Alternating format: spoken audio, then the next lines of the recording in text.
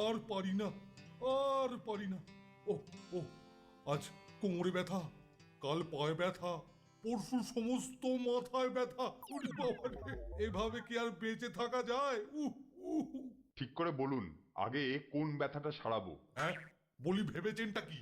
আমি কি প্রতিটা ব্যথার জন্য আলাদা আলাদা ভিজিট দেব? হ্যাঁ, একসাথে সব কটা ব্যথা সারান। সারবে না, আপনার ওসব রোগ মৃত্যুর আগে সারবে না। মৃত্যু? মানে? সব রোগের মূলে আপনার ওয়েট। যতদিন না খাওয়া কমাবেন, রোগ সারবে না। আগে খাওয়া কমান, তারপর অন্য কথা। খাওয়া, ডায়েট, এটা আমি পারবো না।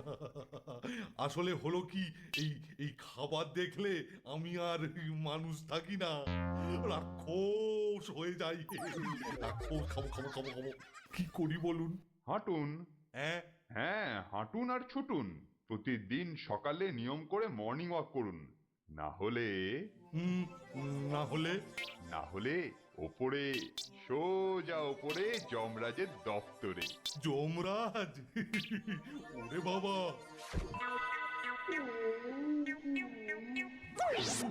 ভয়ঙ্কর ব্যাপার। আচ্ছা, বুঝবো, বুঝে দেখবো। আসি, আসি ডাক্তারবাবু। যমরাজ। চাঁদ উঠেছে, ফুল ফুটেছে, বকুল তলায় কে? হাতি নাচছে, স্যার নাচছে, নন্টে ফন্টের বে, আহা নন্টে ফন্টের বে। হাতিরাম পাতি, এবার তুমি হাতি হবে।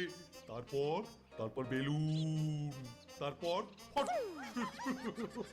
সোজা যমরাজের দপ্তরে। তারপর স্বর্গ, না না না, নরক।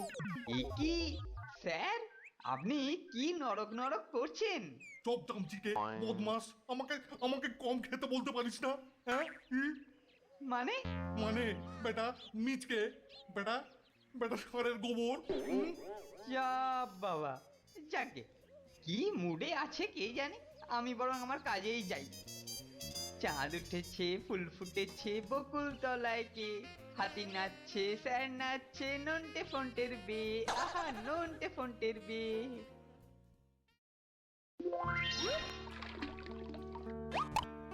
তো যাই হোক বাবা, বুঝতে পারছি খাবারটা সত্যি কমাতে হবে। আজকে বলে কিনা 14টা রুটি দিয়ে ডিনার সারলাম। ই বাবা, অন্য দিনে 18টা খাই। নি নি নি শুয়ে পড়ি।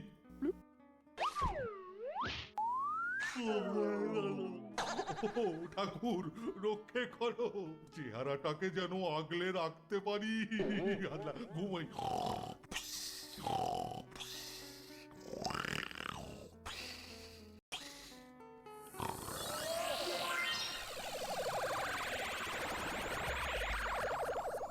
কি হে, চিনতে পারছো? তুমি মানে আপনি, আপনি কে? এই রকম বিদ ঘুটে পোশাক পরেছেন কেন? চিনতে পারছো না? না, না পারারই কথা। মরার পর আমার কাছেই আসতে হবে। তুমি মানে, আপনি মানে অবতার যমরাজ? মানে আমি কি মরে গেছি? না, মরনি, তবে মৃত্যু কাছেই আছে। আর মরে গেলে আমি নয়, আমার 2 চেলা আসতো। তারা এসে আত্মাটাকে ধরে নিয়ে গিয়ে শটান ওই বুড়ো চিত্রগুপ্তের ভান্ডারে জমা করে দিত।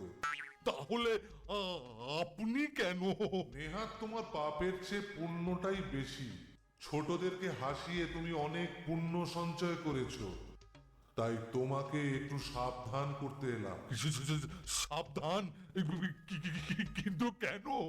আমি কি কোনো দোষ করেছি? করনি? এই দুর্মূল্যের বাজারে 10 জনের খাবার রোজ একাই সাফ করছো, আর হাতির মতো চেহারা তৈরি করছো, আর বলছো কিছু করনি। মানে এই বলছিলাম কি, আমার নাম হলো গিয়ে ওই হাতিরাম পাতি, তো তাই মানে একটুখানি, এই একটু। চপড়াও পেটুক, নেহাত গোপাল ভাঁড়ের আত্মাটা আমার কাছে এখনো আছে বলে